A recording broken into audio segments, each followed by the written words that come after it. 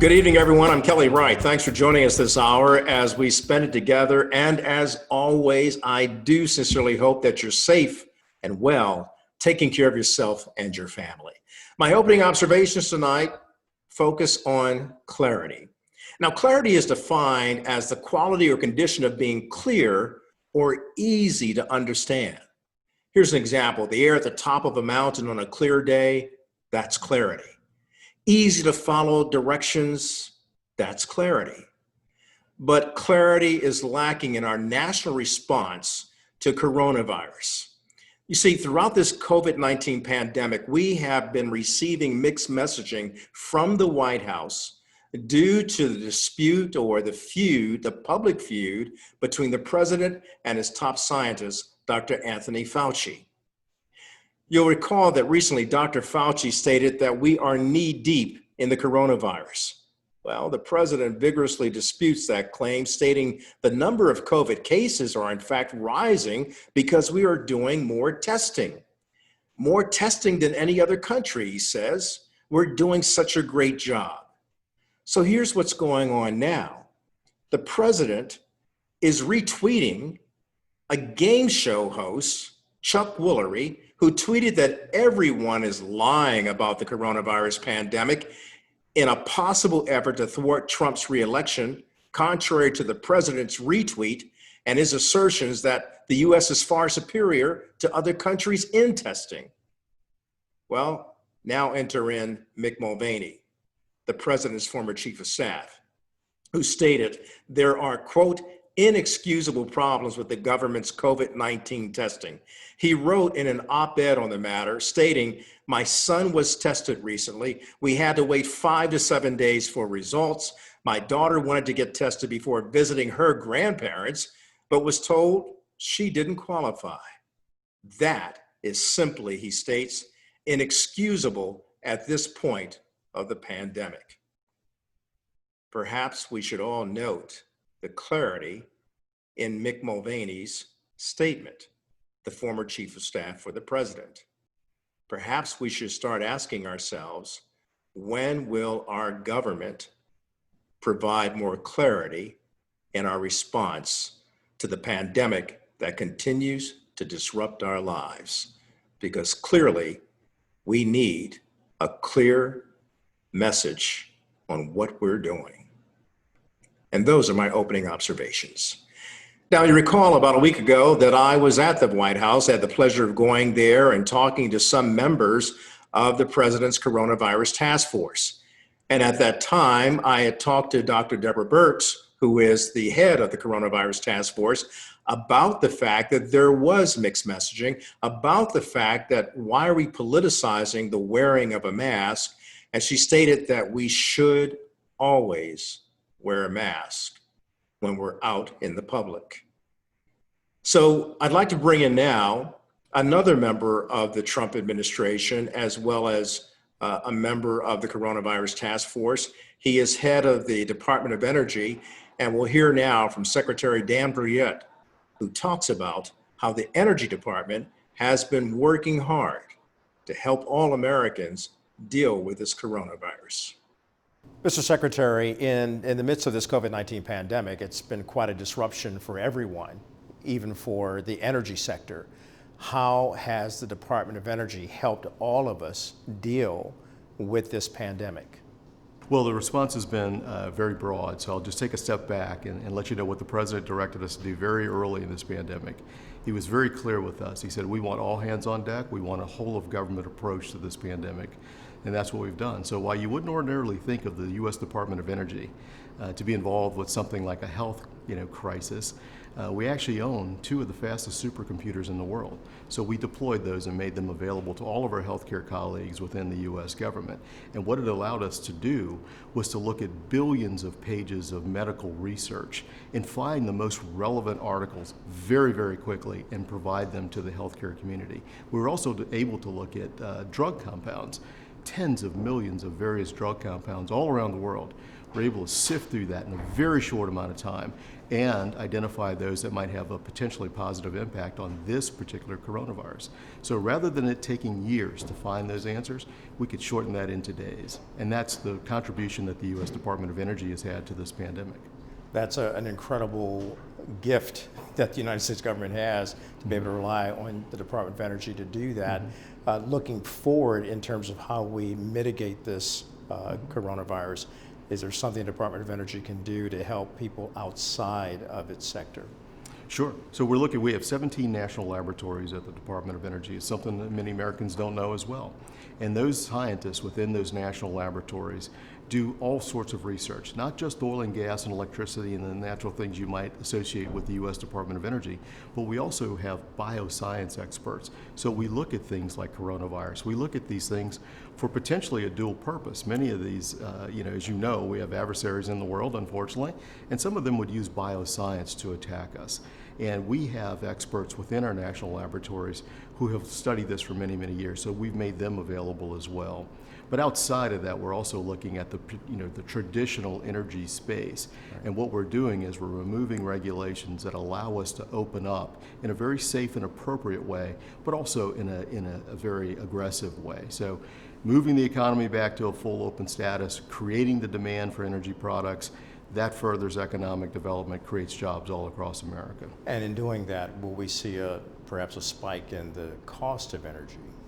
Actually, it may be the other way. So as we continue the production in the United States, we tend to see prices go down.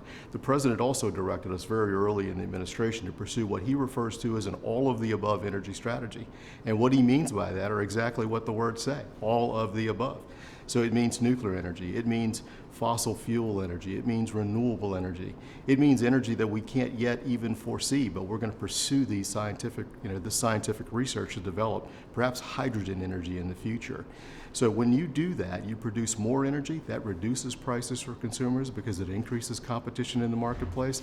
And I think we've seen that for the last 3.5 years, that consumers have been the beneficiary of that approach. The Department of Energy has also been involved in helping minority communities deal with the COVID-19 pandemic as well as grow. So how are you helping HBCUs get engaged in the development of energy sector businesses? Sure. So we have a great STEM program here. I just met with South Carolina State University just a few short weeks ago, historically black college in Columbia, South Carolina. They have the only nuclear engineering program in Columbia, South Carolina. So I'm excited to work with them to provide us with a physics pipeline that we need because we have an important national laboratory that we're going to develop in Aiken, South Carolina.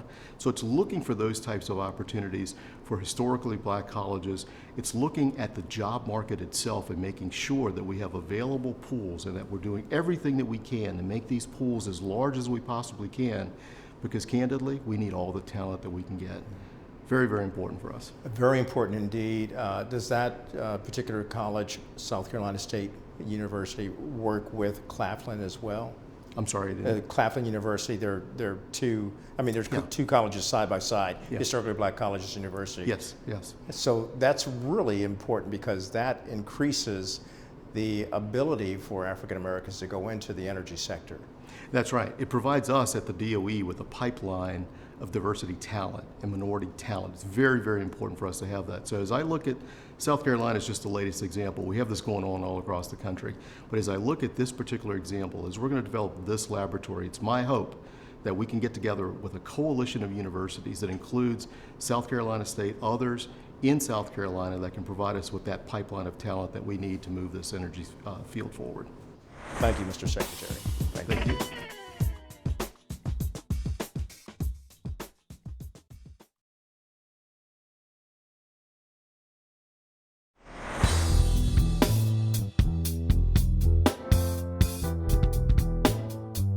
Of course, the elephant in the room that we talk about a lot on this program is coronavirus. In fact, all media is talking about it, and all people here in the United States, we've been talking about it because of its impact on our economy, its impact on our health, its impact on our present, and possibly what ways will it affect us in the future.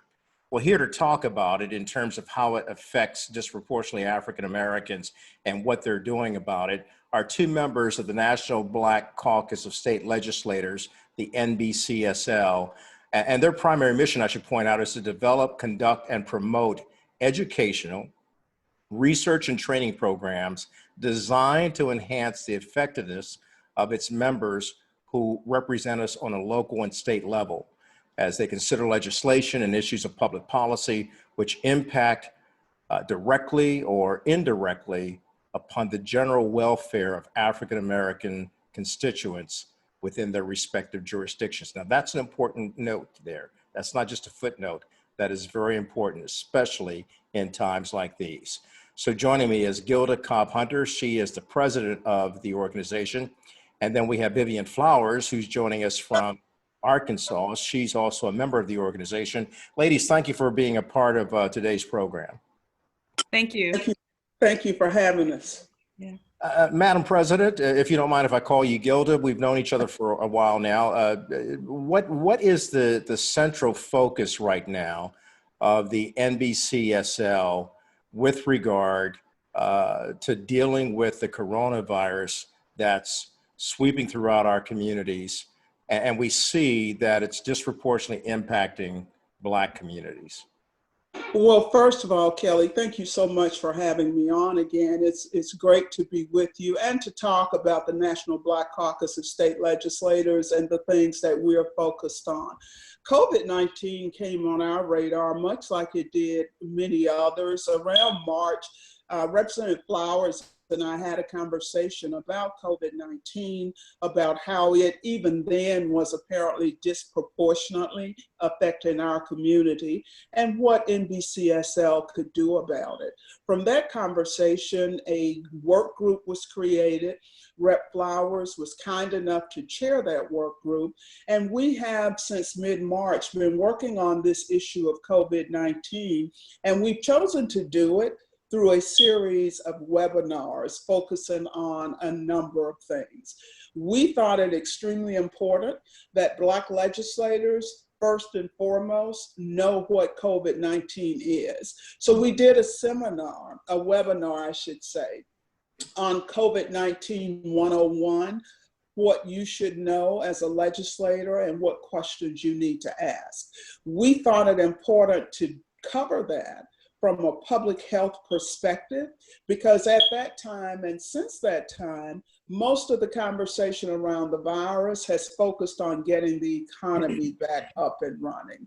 And we just thought that it was more important for our colleagues to be aware of how this issue was disproportionately affecting Black and Brown communities. So we started with that first webinar. We followed up with a second webinar on the CARES Act, on that funding and what is available. And we were planning a third webinar on creating opportunities for members to know about going back to school in the fall and whether to do it safely. So an education seminar that got put on hold because of George Floyd and the turmoil surrounding that.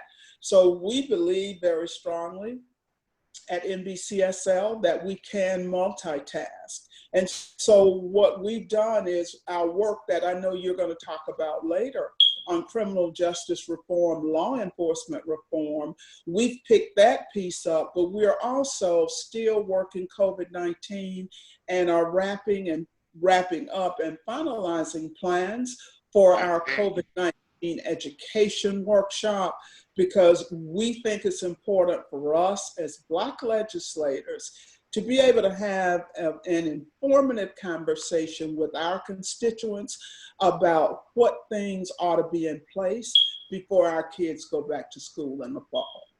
So there's a lot to unpack there. So, well, ladies, I'd like you to stay with me, because after the break, we'll get down a little bit more about how you specifically address these issues that have gone, unmet, these needs that have gone unmet because of the COVID-19 pandemic and its impact on Black communities.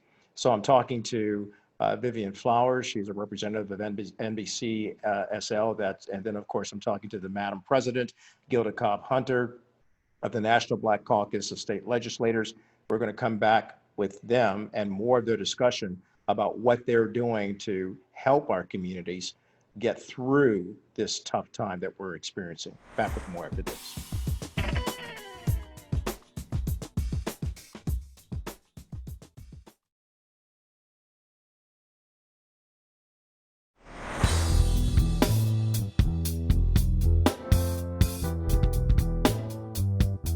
Welcome back to the program. I'm having the pleasure of talking to Vivian Flowers. She is a representative there in Arkansas for the National Black Caucus of State Legislators, as well as in South Carolina. I'm talking to the president of the organization, Gilda Cobb-Hunter. And I want to go back to something real quickly. Vivian, you said you went through COVID, that you experienced COVID.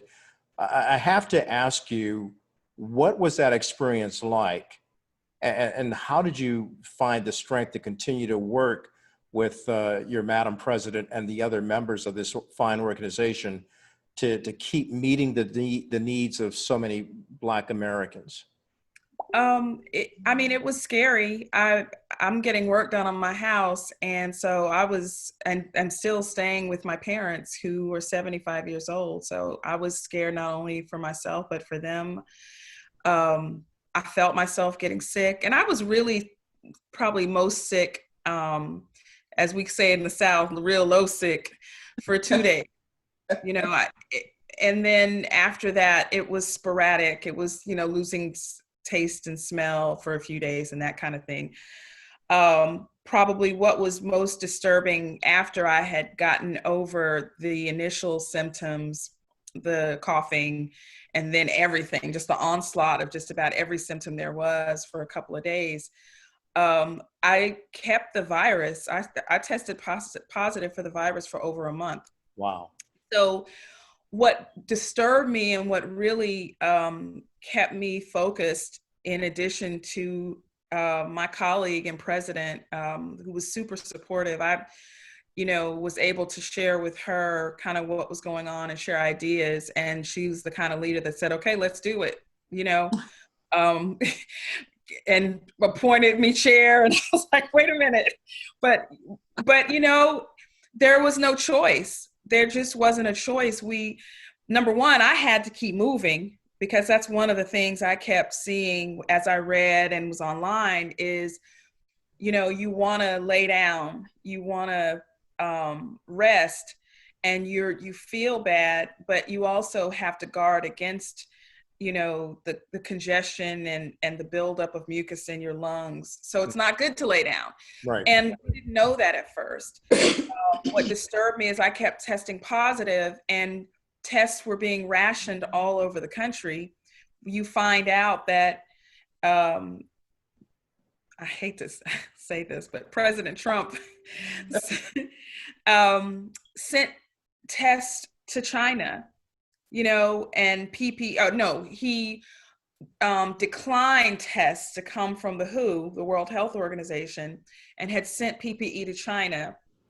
And yet all of us were horrified about what was happening in New York. So that was the other thing. As I was developing this, I'm seeing what's going on all over the country, but especially in areas like New York. So, that's one thing that's so beneficial and so wonderful about being able to be a part of an organization like this. Were it not for NBCSL, I would not know, Gilda Cobb-Hunter or Kevin Parker and many other members who I see every year at our annual conference, to call them and say, hey, what is going on over there? What's happening in your state? What are you guys doing?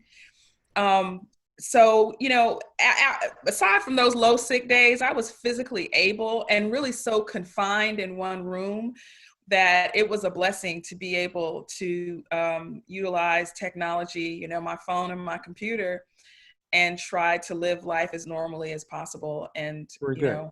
When we come back, I want to talk about more policy, because you mentioned criminal justice and law enforcement. And certainly when it comes to policy, we do know that in the wake of George Floyd, there is a lot of discussion and a lot of action going on with regard to police reform. Back with my guests after the break.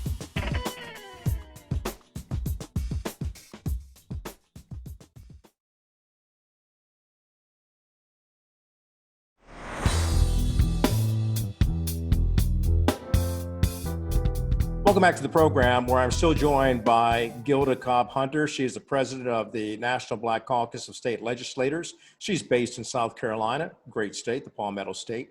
And she's also joined by her colleague, Vivian Flowers, who is in Arkansas, also another great state.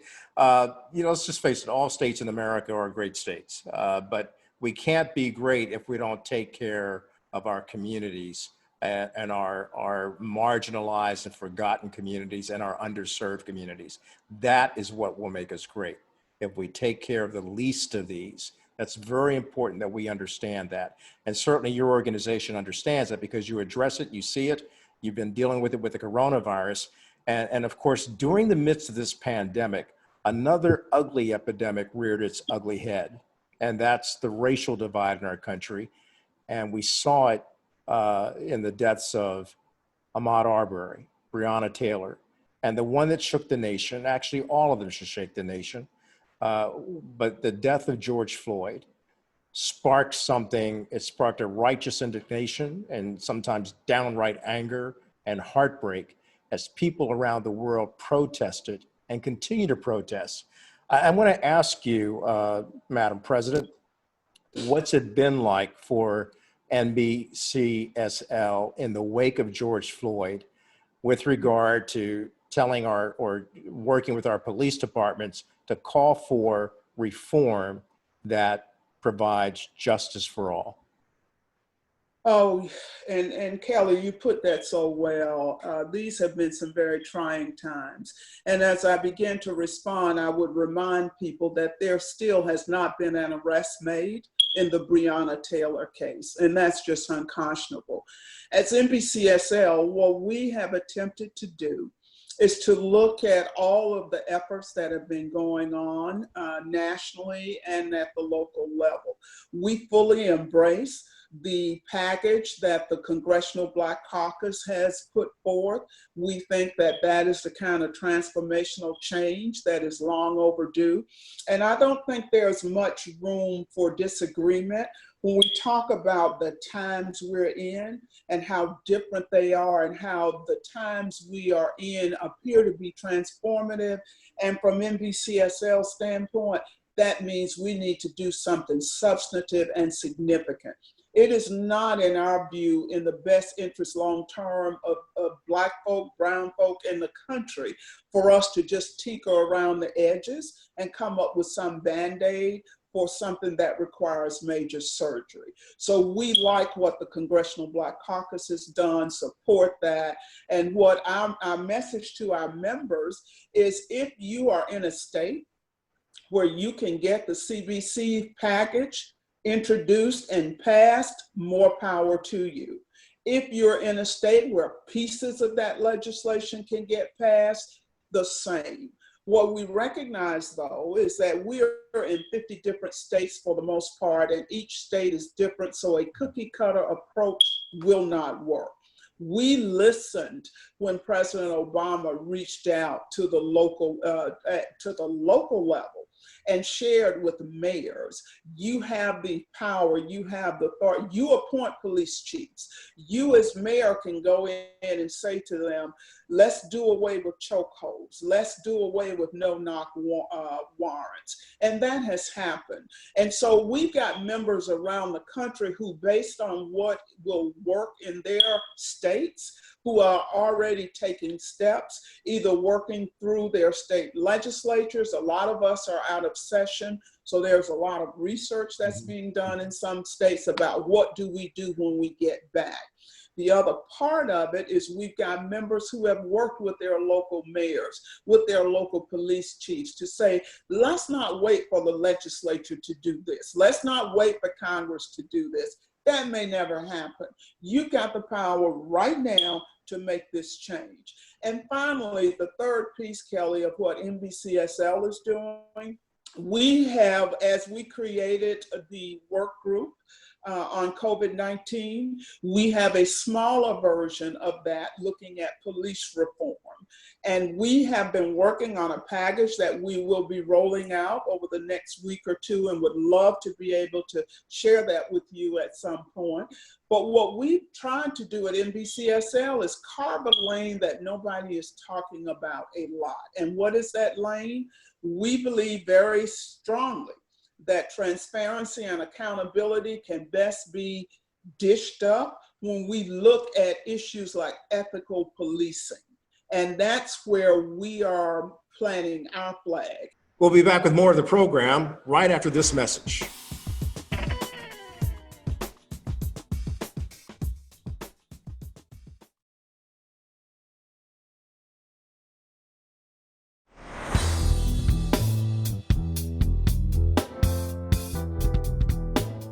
You were talking about under President Obama's edict that local municipalities and leaders were actually reforming police. Now, we know for a fact that there in North Charleston, South Carolina, that changes were being made, that there was an effort to actually turn the police departments around, especially in North Charleston after the death of Walter Scott, who had been shot in the back by a police officer.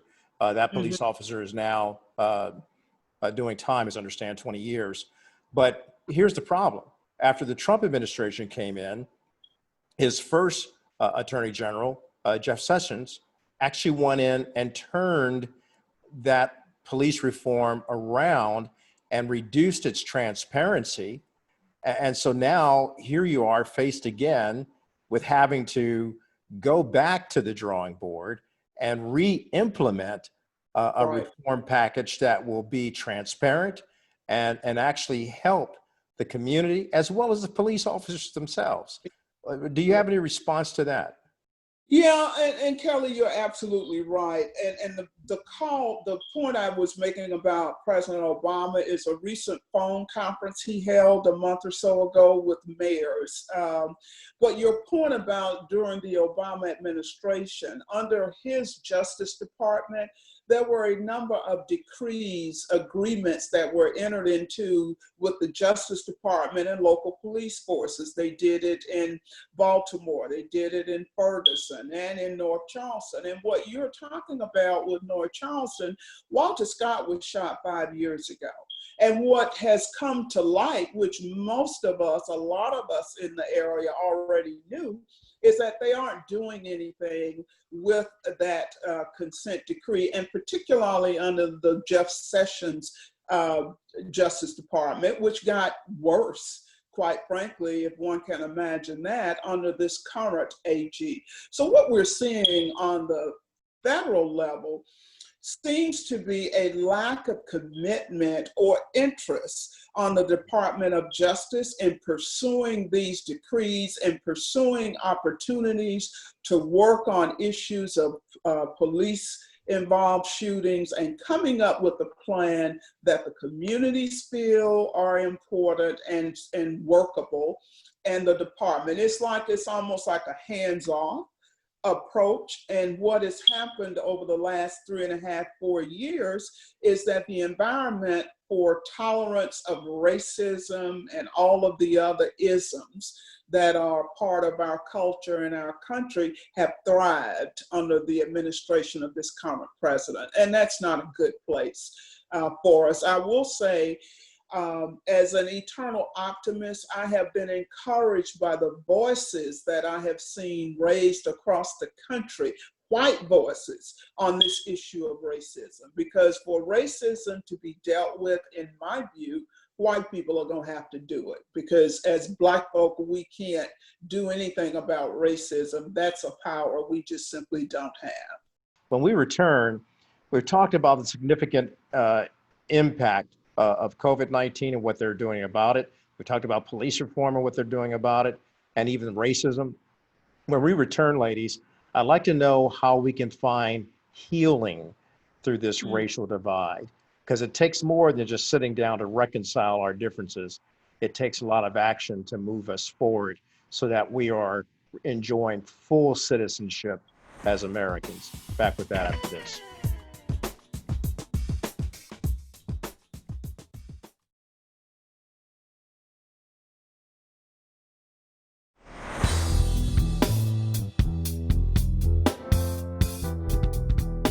Welcome back to the program. So I hope you are enjoying this program, because it's important that we have these kinds of discussions that go beyond the headlines, and we dig down and drill down into the surface, beneath the surface, to find out at the core what local legislators are doing and what state legislators are doing to actually effectuate change.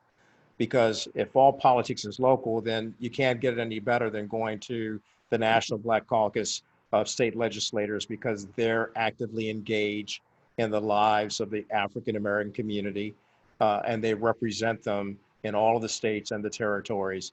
So I've been talking to Gilda Cobb-Hunter, the president of that organization, as well as Vivian Flowers, who is a representative of that organization. I want to ask you, racism has been a part of our country for so many decades, 4 centuries.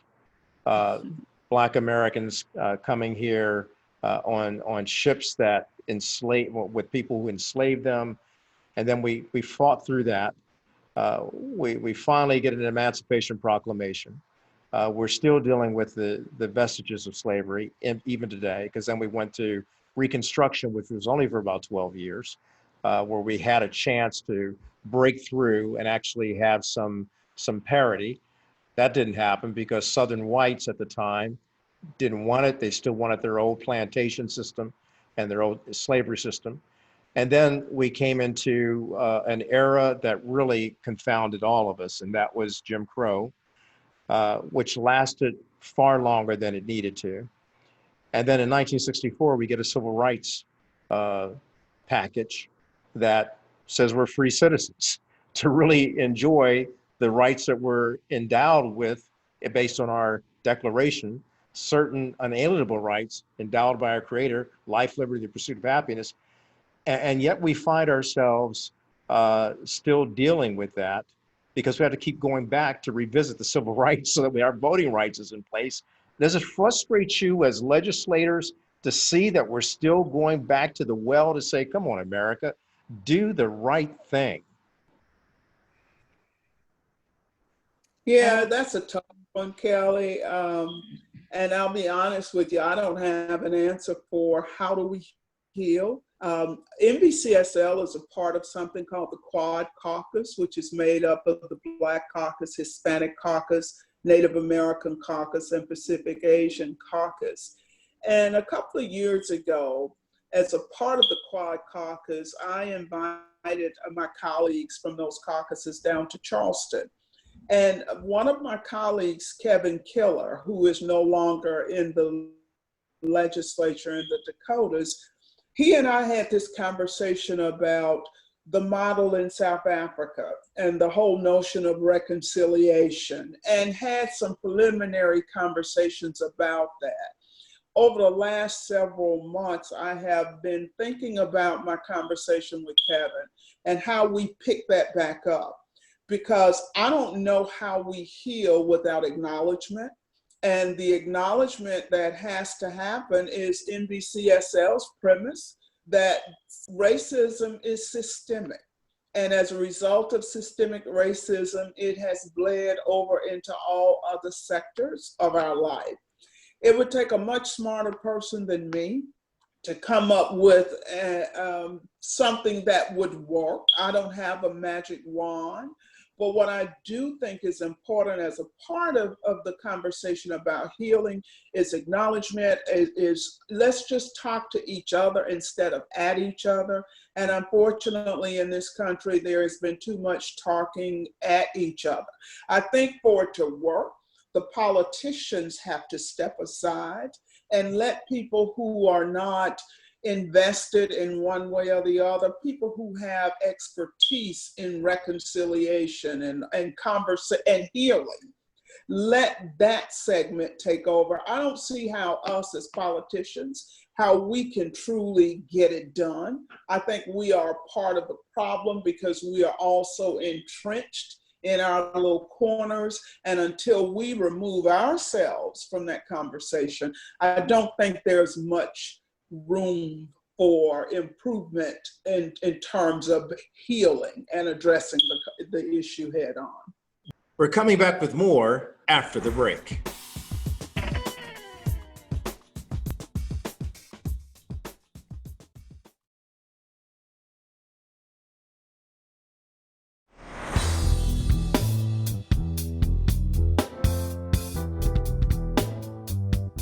So it's really incumbent upon each and every one of us, as I think Gilda so smartly pointed out, for politicians to get out of the way. And let's just have a seat at the table as Americans seeking to find this great ideal, land of the free, home of the brave, united we stand. So based on that, it's really a transfer of not just wealth and health, but the heart, in order to find this healing across this divide, so we can dispense with the Karens and dispense with the white Kevin. supremacist issues, and really have a brother to brother, sister to sister talk. And maybe I'm too optimistic to believe that, or but I'm a man of faith. I believe that God really wants us to have that conversation so that we can have a table and a seat at the table of brotherhood and find that healing and unity. I mean, I think to a large extent we do have it, and but I would agree with Madam President that, you know, we have been a part of the problem, or we have been sort of set in place as the problem, because people look to elected officials and people on high, as well as ministers, to sort of be the arbiter, this is what we have to do, and they're the ones who will do it. And I don't know that it has to be a total transfer or we get all the way out of the way, as much as it is sharing in the role, because there is no one answer. Yeah. There are so many issues, and these problems have been over 400 years in the making in every aspect of life, in every sector, every part of culture, part of morality. I think that's what is so, in finding true healing, first you have to recognize that you're sick. and and then you have to, whether you're talking about a break or an infection or a sore, there has to be a cleansing, right? So, you can't have an open wound and just not clean it and put a towel over it or put a bandage over it without getting rid of the infection. That's good. And so I think that we have to have a cleansing. And so, you see a lot of part of the current movement, including eradicating and dismantling these symbols of hate. But it's not just that they're symbols of hate and what they represent.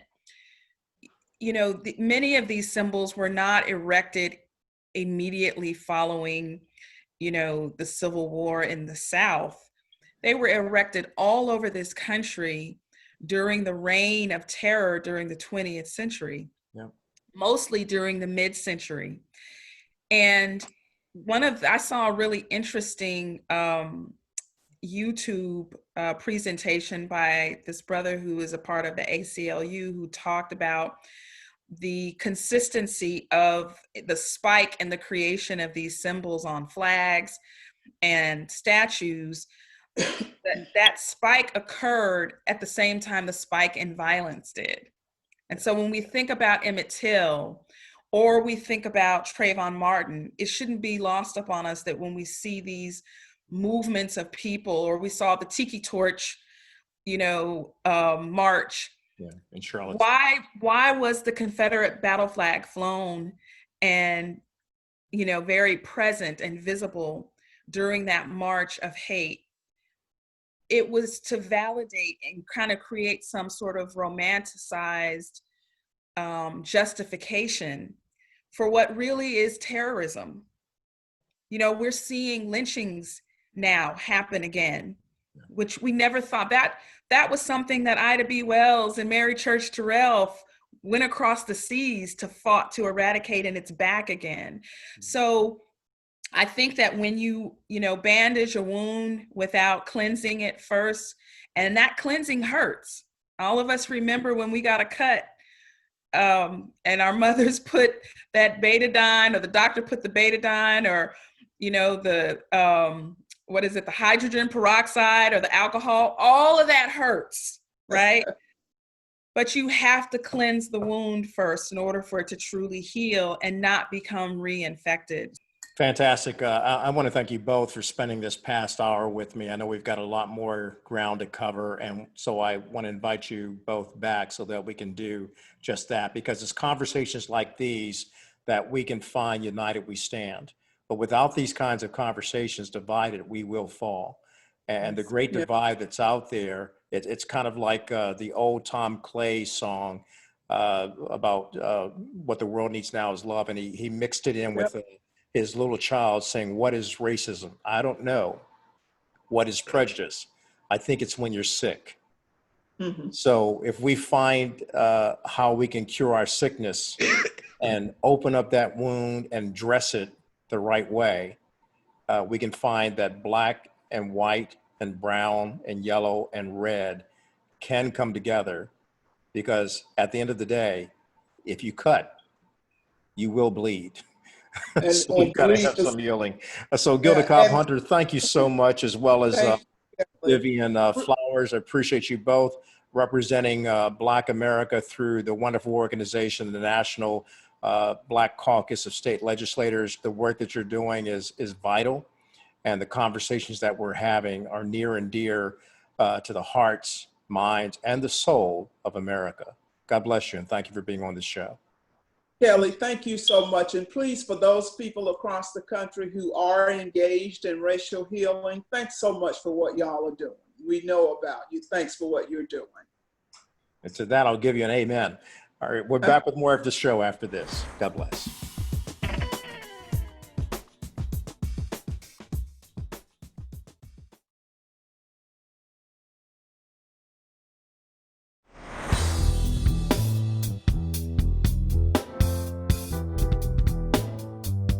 I want to thank my guests from the National Black Caucus of the state legislators, and certainly the job that they do is very, very important. We thank them for being on this program tonight, and I thank you for watching. My final word is this: clarity. We certainly need to find clarity as we deal not only with COVID-19, but as we deal with healing our country of the racial divide and the political divide. More importantly, my friends, hopefully you've been righted, ignited, and united to not spread fear, not spread confusion, not spread doubt, but spread love, freedom, and peace. Good night. If you're listening, the color of light isn't red, black, or white, but it's crimson. We all bleed the same. If you don't feel the groove, it's all right. Just give it time, give it time. Come on, y'all. Get on board. Mankind won't survive if our hearts beat inside a hateful rhythm. You see, love isn't bought, but comes with a price of forgiveness, and we all bleed the same. Yeah. If you don't feel it now, just wait. It's coming on, the love train.